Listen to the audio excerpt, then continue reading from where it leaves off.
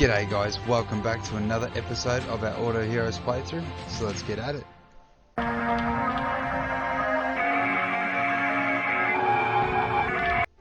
Alright guys, today we are going to have a look at the two new heroes that were just announced. I kind of predicted one, bam, this one.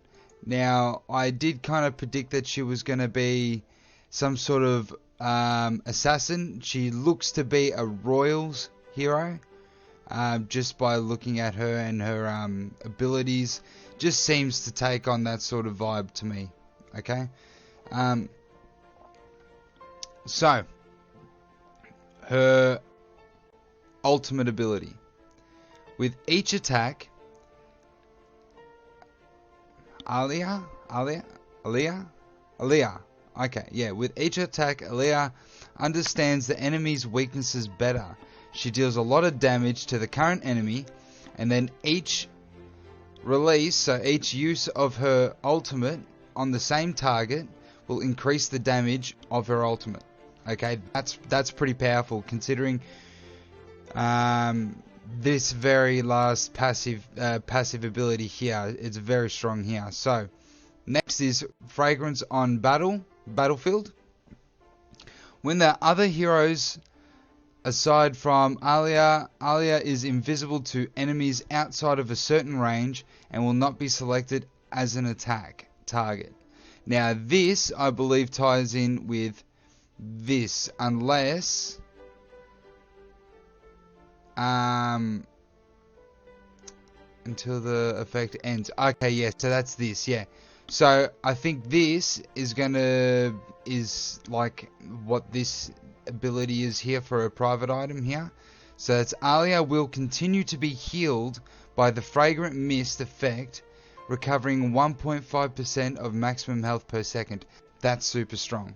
And if that's the case, and this is the mist effect that they're talking about, she goes invisible and she just heals.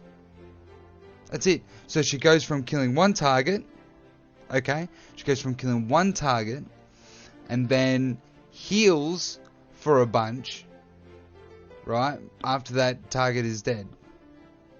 That's so good. And then she's got this ability here, Entrancing Aroma.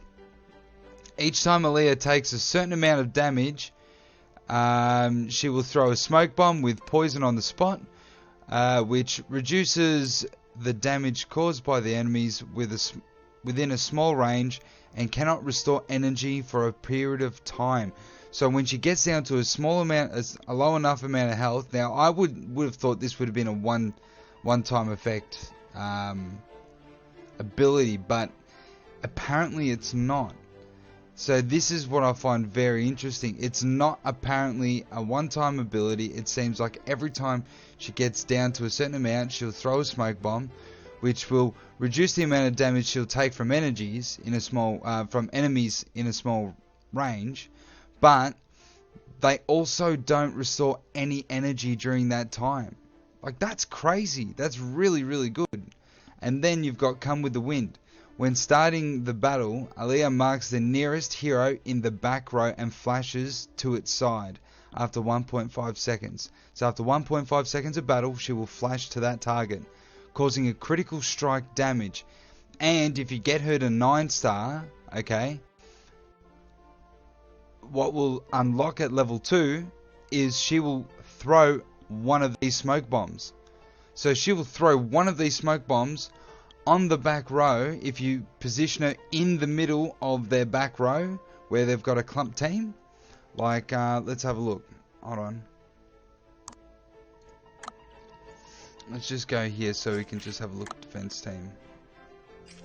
Okay. Now, an Aaliyah team. What would I run with Aaliyah? So, I would go, you would want attack speed buff. Although he's not going to be able to get them in the back row. So, you're going to want some healing, obviously. Because she's going to be a royal, I think. So, we're going to go with some healing. We'll go with maybe a really good tank, because she's going to be here. We'll use this hero here as Fervin as Aaliyah. Alright, she's going to be this hero here. What else are we going to have? We could have a Tessera. Tessera would be a very nice tank, and that would fill out the royal buff, right? And then you could go with something like a Morrigan. And then to help out with the damage, you could go with, I don't know,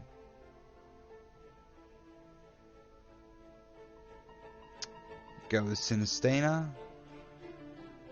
Or what you do is you go with a Morrigan and a Ajani. You take out the actually no, you take out the Tessera, you keep the Maglob in. You put the Ajani there, put that there, right? And then what you also put in is you put another carry in the back here. Right, and you can chuck a Astrologer in. Astrologer's nice because Astrologer with her ultimate will be able to provide plenty of CC. You got a strong front line here, right? You can even do this, yeah? Because then she'll move in a little bit, but they'll move in further. They'll get the dodge from her. They'll get the healing, and they get the support damage from here. And then she'll jump into the back, and then pop the smoke grenade. Bang, right? Everyone can't, what's it called, restore any sort of energy, and they get reduced damage. Like, that's crazy. That's super good. Like, I can't wait to actually try this hero out. So that, I think that's going to be quite good. I reckon she's going to be a royal. So with the royal buff currently, she'll be nigh unstoppable. You know, with a fighter bonus, you could even chuck Cassio in there and a Lon. You go three fighter bonus, so let's say this one here is her, right? You got 3 fighter bonus, right? You could even go,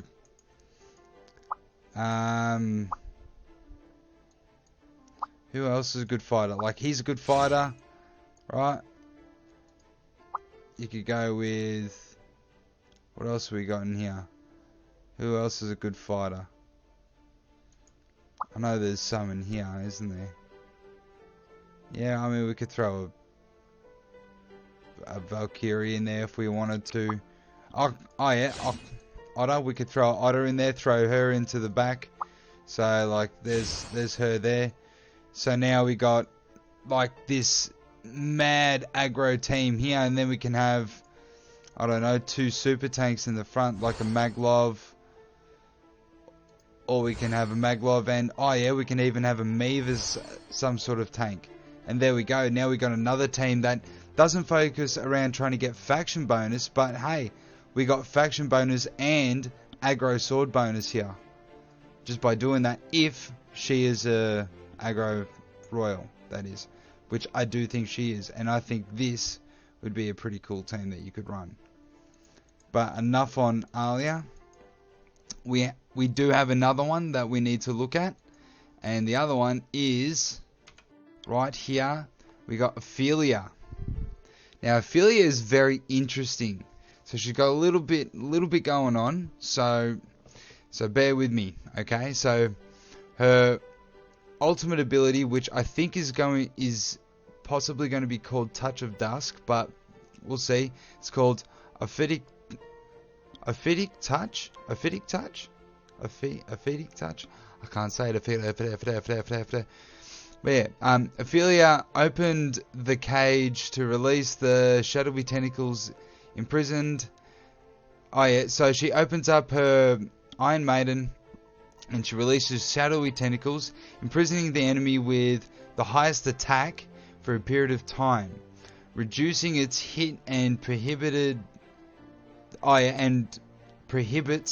the use of skills at a high level.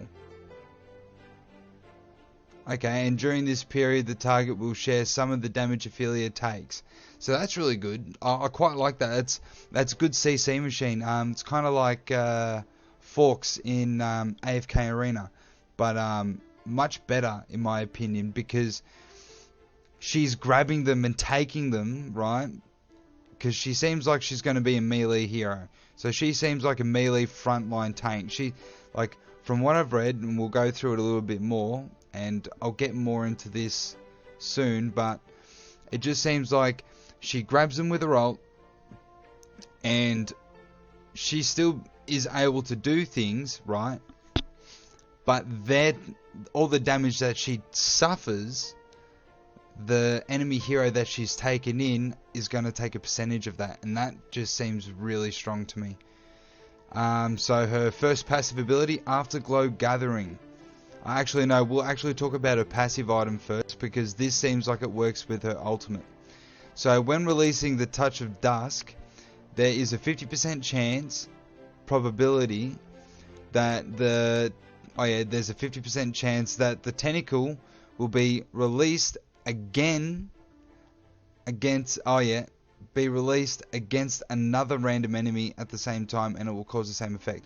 So there is a 50%, so once you max out her item, it looks like there will be a 50% chance that she will be able to do this to 2 enemy champions.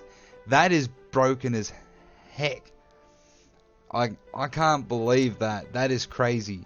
That is really insane. And if that's a thing, everyone, when Server 3 comes out, get this hero. Get this hero. Like, I haven't even read the rest of her abilities yet, but get this hero, right? Save all of your tank stuff, because I think she's going to be a tank mystic, right? And save all of your dust, max out that private item, and just completely smash face. This thing is crazy. Her ultimate ability is insane. Her first passive is Afterglow Gathering.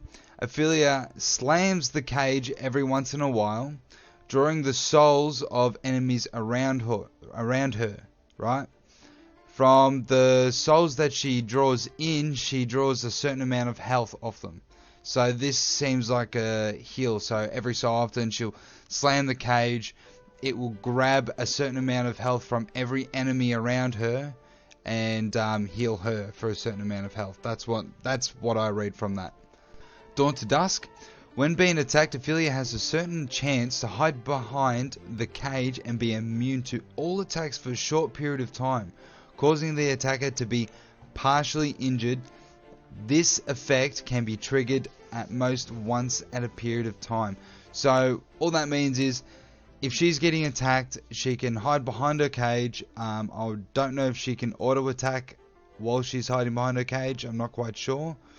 But in that time, she's immune to all attacks for a short period of time, and it causes the projectiles or whatever's hitting her to bounce back at them and deal a certain amount of damage. And it seems to have a cooldown, so it can't be triggered over and over and over and over and over again, because that would be broken. And then you got Twilight Dirge, which is Ophelia mourned the lost soul and the lost souls and treated her enemies and companions equally. For every unit on the battlefield, Ophelia restores a certain amount of health, but the attack speed decreases. So what this means is, for every enemy and ally on the field, every time they die, she heals for a certain amount of health, but in doing so, she loses attack speed. So this kind of counters her first passive here, because as the game goes, obviously as the fights go on, she's going to be taking a lot of damage, so she's going to be healing quite a bit from this Afterglow Gathering, right? But as they die, right, this Afterglow Gathering is going to get less and less OP. You get what I mean? So it kind of counteracts it, which I kind of like that. It's nice. It's a nice touch. A team around this. How would I build a team with her? So she's going to be Mystic. So with Mystic, it's Morrigan. We go Morrigan. We'll call her Asher. So she's going to be Asher. So she'll be in the front. Okay. You could probably bring a Sinistina to this team, actually. Yeah, Sinistina would be really nice in this team. Hey, Sinistina would be really nice in this team. We could even run a Hem. Or we could build an Ajani and Ajani's really nice. And then we could go with some utility. Yeah, some utility. So we get some utility out of getting some either Raphael with the Raphael and the Kent. So this is a super strong team that I reckon would work really well with her. Sitting in the front here, so she's going to take the most damage. Then she'll be backed up with the Ajani and the Kent. Okay, with the Kent Fear, he should be able to stop most of the enemies most of the time. And then with her ult, and then her, if you have her passive item upgraded all the way up, she can take away 2 enemies. So she takes away 2 enemies. Okay, you could even do it like this. Actually, this is probably better, because what'll end up happening is Ajani will be able to get his shields off more often, so the Kent doesn't take so much damage, or the Ophelia, right? The Ophelia uses her ult, takes 2 of the enemies over here away, so it goes from being a 6v6 to a 4v6. Then Kent, he's down here dealing with these guys. There's probably 3 down here, so he fears them every so often, right? So now it's a 1v6. So now you can just slowly pick them off. And for the ones that do not get in the cage or whatever, then you've got Raphael here who can charm them, send them away. He's got the heal. You've got the healing from the Morrigan. And then Sinistina here, she can just burst them as they come out, burst them down in groups. Pop, pop, pop, pop. This is going to be really, I reckon this will be a really strong team to use with her. Or you could even do something like this. So you go, so let's say that's Ophelia. We go Morrigan. And if you want to counteract her loss of attack speed, we can go into here. We give ourselves a nice DPS. We have a good tank in a Tesla. We have a good tank in the Sarah. We have a good tank in the OCAT. Or we can also go, or we've already got the tank here, so we've already got a good tank bonus here, right? So maybe instead we go for another DPS. So what's another DPS that we can use in scavengers? I mean, we could use a Lilith. I mean, we could use an OCAT as a DPS, because he does quite a lot of damage. Or even Sarah. So this way we actually have the 6 tank bonus, right? We got 2 DPS. We got good dodge heal, right? And we got good CC, good CC, good CC, good CC. Like, this is a CC train. Plus, you also get that extra attack speed that she loses from enemies and allies dying on the field. And having more tanks means that more of your stuff on the field will survive. So more of the stuff on the field surviving means that she will only lose at most, 60% of her attack speed if one, give or take, one of your guys dies. That's crazy. That's so good. This is really good. That's what I think is a really strong team too, but that's just what I think, isn't it? What I think and what I know are 2 different things. Thank you very much for watching my video all the way to the end. If you liked it, please leave a thumbs up. Don't forget to subscribe down below for more content. I got more stuff over there, and I'll see you when I'm looking at you. Cheers.